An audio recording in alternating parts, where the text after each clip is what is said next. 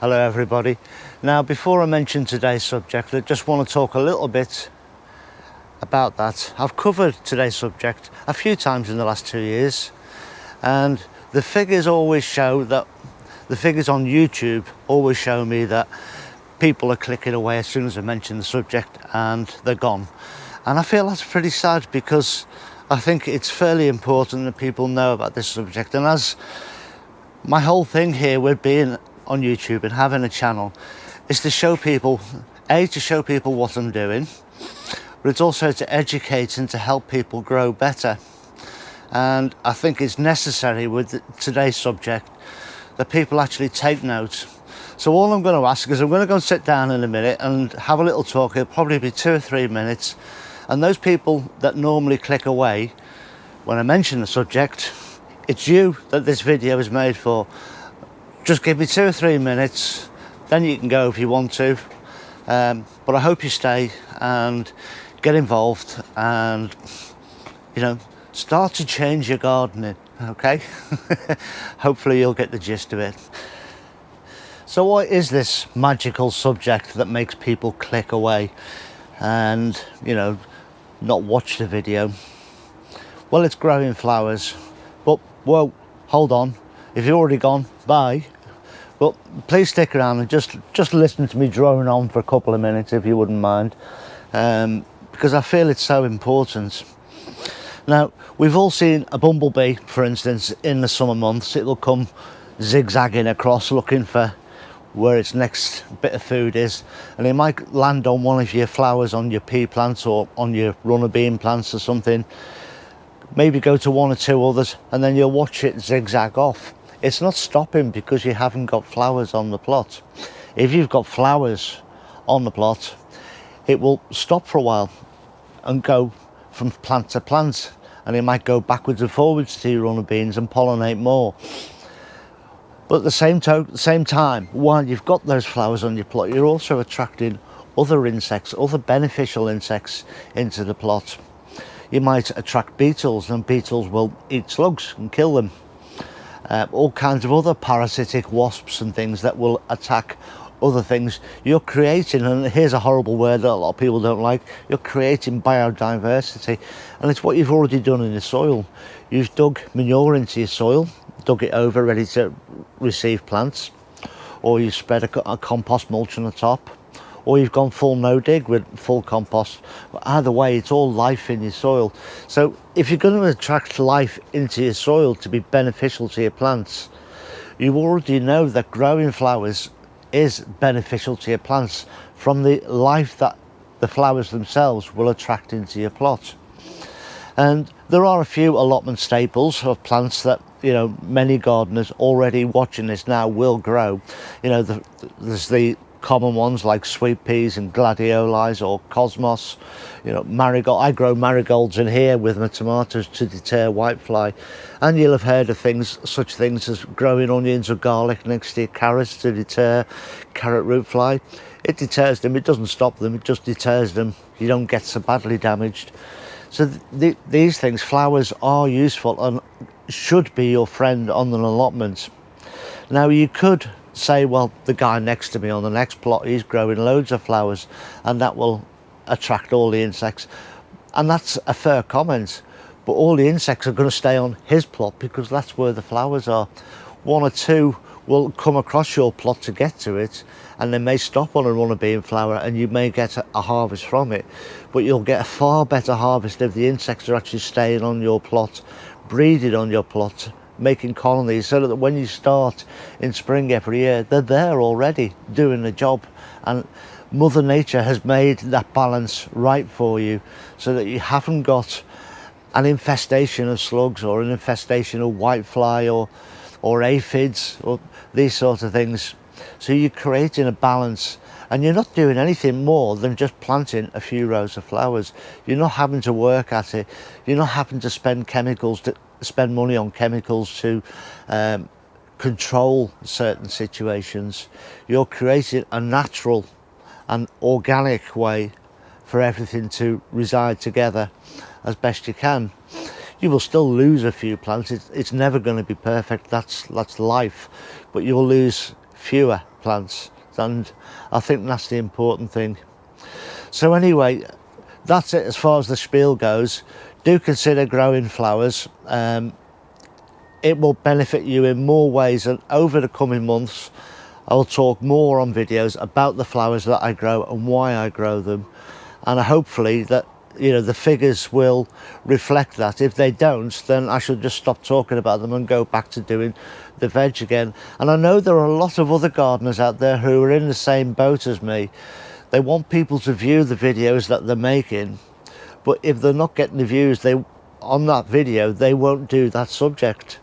And that's quite a shame, because I think it's so necessary as part of gardening and looking after an allotment plot. Anyway, I'll show you what I've got going already for next year, and we'll get some seeds sown as well. So these were planted last year. This is Honesty, lovely bluish or white flowers, depending on which variety you get, in the spring. Look great in a vase, but I grow them over, and you can see these are the seed pods, and they're great for dried flowers for the winter. And this is something more and more I'm going to be getting into over the next couple of years, is growing for dried flowers again, like I did many years ago. Over here you can see the remnants of my Sweet Williams. You can see the dead blooms from this year, but also the plants that are regrowing ready for next year as well. All that lush green in there are the Sweet Williams coming back for next year. Right, we'll go back in the tunnel, it's cold out here. Right, this is just to give you a rough idea of what I've got going already. But you can see these tall stems in the back. These are Breeza maxima. These are a grass. Is it little quaking grass? I'm not sure, but Breeza maxima, Breeza. And hopefully I've put a picture up. Just in front here, these are slow to germinate, but this is Orlea grandiflora. And they're very similar to a carrot flower. Very similar, and I've got a few flowers which are very similar to carrot flowers coming up here. So up here is Ami. This is a white flower. This is Ami majus. I didn't have the seeds of the Ami visnaga. And at the back here I've got Sweet Rocket. And this big tray here, these are cornflowers. Now the advantage of growing these now at this time of the year, in autumn, is that they get and grow a root ball and start to grow now, so that when I plant them out in around sort of March time, they're not trying to grow roots, they're all ready to rocket away. They've got root systems.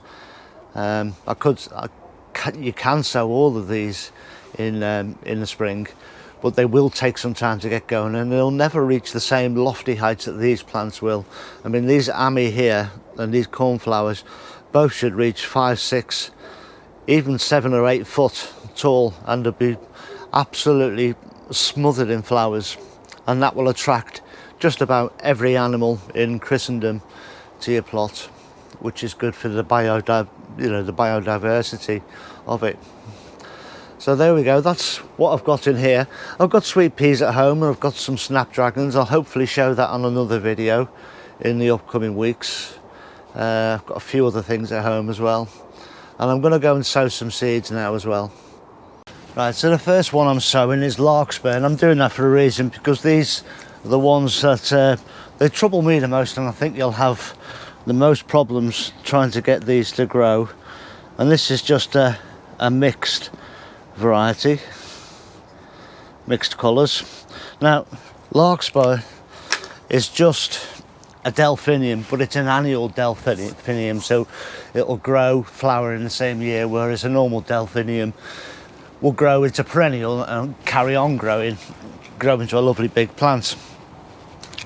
But these are lovely additions to the vase, and they attract bees and butterflies and all the stuff we've previously talked about. And they need a period of cold stratification, and they also require vernalisation as well. Great words. They're great words if you understand them. But I'm just going to try and put one in every cell, really. And I'm just going to sow them on the surface of the compost, and I'm not going to cover them. Now, cold stratification is fooling the seed into thinking it's gone through a winter already. So these seeds have been in my freezer at home for about a month, I would say. So it now thinks it's been through a winter and will get itself ready to germinate. So that is cold stratification. It's fooling the seed into thinking it's been through winter. Vernalization is growing a plant in cold conditions to encourage it to flower. So by growing them this time of the year in autumn, if you cold stratified it in your freezer first, you'll fool it into germinating. Then it'll grow into a nice big healthy plant, which is what we want for next year for the flowers. And then through the winter, through sort of January, February, before you plant them out, it gets that cold weather that it needs to flower next year. It gets that vernalization. So we're tricking these seeds twice, if you like, to get them to grow. Now, there are many other ways of growing them, and you'll see plenty about them if you Google them. Some will say grow them in propagators, put them on heat, put them on windowsills, and grow them different ways. You could try them, you know, whichever way suits you. I've never had much luck with them. Germination on these will be erratic. It's just one of those things with these flowers. Some people have no trouble with them and put a whole packet of seed in and get them all coming up. It's just the way it goes. That's gardening. But I know from growing these from years that they can be tricky. I mean, 2 years I got them to grow just by sowing them in the ground in, I think, April. And they still grew and I got flowers from them. So, well, this is the method I find that works the best, growing them in autumn. And it's as simple as that now. That's compost is watered, but not waterlogged. They've drained. Just leave them on the top like that, and I'll just leave them to germinate. So this time of year, we've got temperatures that are up and down, cold at night, warm in the day. And that's what these plants need. They need those temperatures to go up and down, and then they'll find the right temperature, germinate and start growing. Much the same as that old layer did, that tray I showed you, where I've sowed about 20 cells in there, and I think 3 plants have come up so far. More will follow over the next couple of weeks, but that's what growing at this time of the year is all about. It is hit and miss. It can be difficult, but they just want sort of, I say, temperatures that are up and down. Eventually these will probably go home in my greenhouse where I can keep an eye on them better at home. But that's Larkspur. That's a mixed variety. So actually, while I'm here, I'll show you this. I've got some ranunculus in here. Now that's a flower that looks, it's almost like a rose. Great big blousy things, tons and tons of petals, very similar to a rose, but it's not, obviously. And these are the corms that grow. So they've got these little, they're almost like an octopus, aren't they? Little tiny things, like a really, really tiny dahlia. There we go, you can see them clearer there. Like a really, really tiny dahlia. They're in this pot because I'm going to go home, and in the morning I will just put some sort of very, very lukewarm water in there. Just want to take the cold away from cold water, just slightly warm, and leave them to soak for about 3 or 4 hours, and then I'll plant them. And I'll plant these into bigger cells. Well, hopefully I can get that on camera as well, but I'll soak them in the morning before I come down here to the allotments, or Monday morning, I think. Saturday today, isn't it? I'm not here tomorrow, so I might do them at home, or I might do them on Monday morning. But they want soaking and then planting. And it's the same thing really. You're encouraging the plants to grow on now while the weather's still reasonably warm, and get to a decent sized plant, and then I'll plant them in one of the polytunnels in the early part of next year, and they will bloom sort of next spring as well. So that's great. Cut flowers straight from the polytunnel. Brilliant. So that's ranunculus. So this next one I'm sowing is wild carrot. These give sort of a big umbel of flowers with millions and millions of tiny flowers in there, but they're a great vase filler to fill out a vase when you cut flowers. If you grow them now in autumn, again they reach sort of lofty heights and be smothered in flowers. You can grow them from the spring, but the plants will never be the same as they would be from an autumn sowing. So I'm going to sow these the same as I did the Larkspur, and I'm growing these in the just sieved compost straight in these container-wise trays, which are blooming brilliant, they really are. I just love these things just because you can pick them up like that. You don't need any other intervention. It's simply brilliant. So again, I'm just trying to sow one into every cell. That's all you need, but me being me, there's more than one going in most of these. Like, I think there's about 8 gone in that one. Oops.